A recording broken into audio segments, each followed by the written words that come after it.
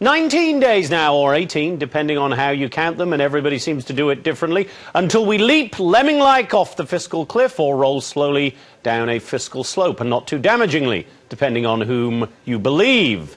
I said that yesterday. If I say that every day until we actually get there, do you think Congress will get so bored they might actually get something done? Somehow I doubt it. Listen to Speaker Boehner and Democratic leader Nancy Pelosi earlier today. I've been pushing all year for us to address this problem. But here we are at the 11th hour, and the president still isn't serious about dealing with this issue right here. It's this issue, spending.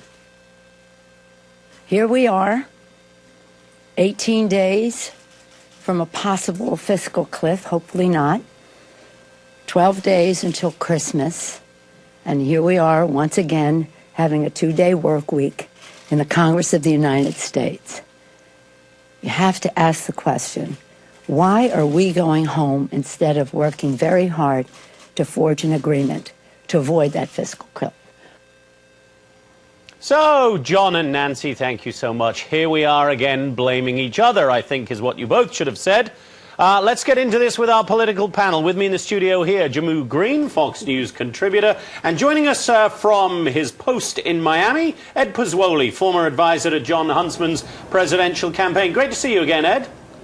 Great seeing you, Jonathan. All right, you go first. Everybody's blaming everybody. What on earth is it going to take for one side to budge here? You know, I don't know, but a couple weeks ago I wrote an article in Forbes that basically said the Republicans have an obligation to lead. They need to put aside the election results and lead on the issue. The issue is really not about tax increases, although that may be part of the solution in reaching a deal with the president. But the issue is spending and getting control of Washington's spending. So we need desperately to lay down a plan that talks about a true understanding of getting control of Washington spending, entitlement reform, and then last but not least, a discussion around increasing revenue that's more in the bailiwick of what the administration is only talking about. Jehmu, it does seem perfectly fair. Look, we're going to get some tax increases of some sort, some way, it looks like. But it does seem perfectly fair for Republicans to say, give us a detailed breakdown of where the spending cuts are coming, because revenue on its own, as every person knows, is not going to cut it. And I think the president has done exactly that, Jonathan. He has detailed $600 billion in spending. Is that enough? It's the Republicans who have not, when they are asking for more spending, they aren't saying exactly what those spending cuts would be. And you know what? I'm just kind of tired of the whole conversation around entitlement reform. As the Republicans are talking about this and calling for it, why don't they just call it like it is? That they want to cut Medicare, that they want to cut Social Security. Right, but don't you have to do that, the word games Don't they around have to look at Medicare and Social Security? The president has gone, in a sense, against what most progressives and more people on the left would like for him to do, because he is putting entitlement reform on the table.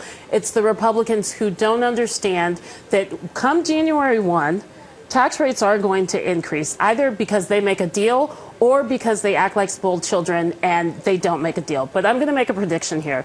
I'm pretty sure what's going to happen, we're going to see the middle-class tax rates actually be put in permanently, and then they're going to come back and deal with everything else. That the amount of time so that we'll is get sinking, in other words, we'll get a small deal. They're going to, basically agree with the president that taxes shouldn't go up on 98% of the American people. They're going to take care of that before January 1. Then they're going to have to come back deal to with the rest table. later. Ed, would you agree that we're likely to get a smaller deal rather than a bigger deal, and that just to tide us over for the time being?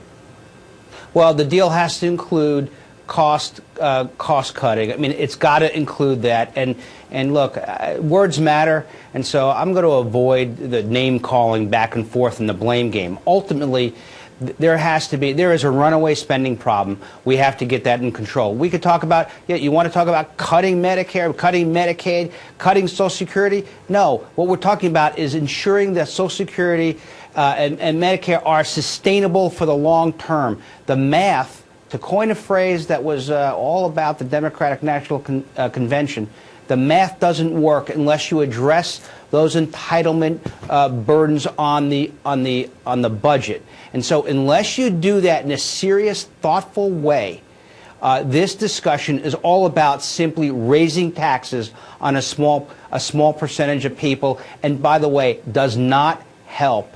In the long run, is not enough money to make a dent. It's like spitting in the ocean, Jonathan. And so we've got to deal with the spending issue. Revenues to the government have increased. Spending has not. Spending has increased exponentially around that revenue drive. So as all I hear Democrats saying is that we need to raise taxes, the mantra, the campaign mantra, and it worked. The campaign mantra, we need to raise taxes on those people who are doing, those top 2%ers, those bad people. They were successful and earned money. We have to raise taxes on them. Okay, let's raise taxes on them. But in the meantime, let's address the real issue. And the real issue is getting Washington's spending under control and putting in place a sustainable plan so that Medicare, Medicaid, and Social Security can survive. Jehmu, is the president's current plan that you say he's put on the table, is that responsible and sustainable, as Ed says we need to have? It absolutely is, and more importantly, it's balance. What we're not hearing from the Republicans is any sort of balance. When you look at the Fox News, the most recent Fox News poll, it's very clear that the American people can see a pathway forward in a much more clear way than the Republicans are. It is going to take increasing tax rates, and it also is going to have to be combined with spending cuts. That's exactly the plan the president has put on the table. That's the responsible plan, especially as, you know, the economy has gotten slightly stronger, but we're nowhere near where we need to be. And the types of spending cuts that I'm hearing Ed kind of endorse, and Speaker Boehner seems to be stuck on, just like a record on repeat. Those would hurt our, economy in the state that it's in right now. So we can't go overboard and, in a sense, go over another cliff and destroy the progress that has been made. So we do have to have a balance. We have to have an increase in tax rates for the top 2%. And Ed, no one in the Democratic Party has called them bad. No one has said it's bad that they've made money. They've just said that we need to make sure that the wealthiest who have benefited from income inequality that has grown 300% in the last 30 years, that they are paying their fair share. All right, let me point out a couple of things to our viewers here. First of all, a couple of their comments coming in. Big Vinny 323 says, all these talking heads, meaning you two, know exactly what's going to happen, so why is Washington always the last to know? It does kind of remind me a bit, guys, of the Israeli-Palestinian conflict. Everybody knows what the outlines of the deal have to be, but nobody can quite bring themselves to get there. And then Brian Conway writes in, Jonathan, the president has no intention of cutting spending in any meaningful amount. If you give him everything he wants, we'll still go over a cliff just a little later and probably a higher cliff. As far as giving him sole authority to increase the national debt is sheer lunacy. I also want to show our viewers, before I come back to Ed, some figures from the recent Fox News polls. First of all, we asked your feelings on how the federal government is working, and take a look at these figures. For those who say it's working pretty well, just 7%. Those who say just okay, 26%. 65% of Americans apparently think the federal government is broken. And then another figure we have on cuts. Should the government handle programs like Social Security and Medicare now? Major cuts now, 46% of people say yes.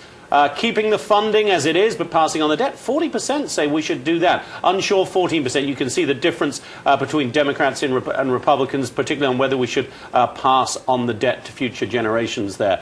All right, Ed, going back to that figure of 65% feeling that the government is broken, the majority of those as well appear that it's the Republicans, appear to think that it's Republicans in Congress who are most responsible for that brokenness. President Obama certainly winning the battle for public opinion.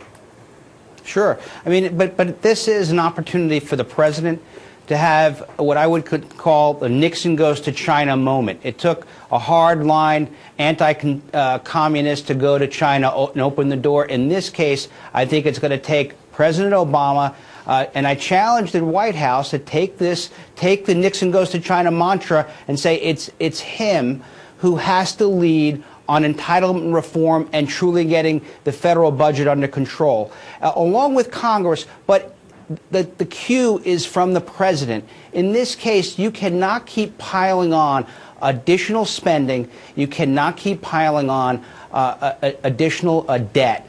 I mean, look, the president overwhelmingly won younger voters. And I would say he should use that political capital and say to younger voters very simply that I'm here to protect you. I want Social Security and Medicare to survive and be sustable so that you can benefit from it. Hold that thought, and I'll let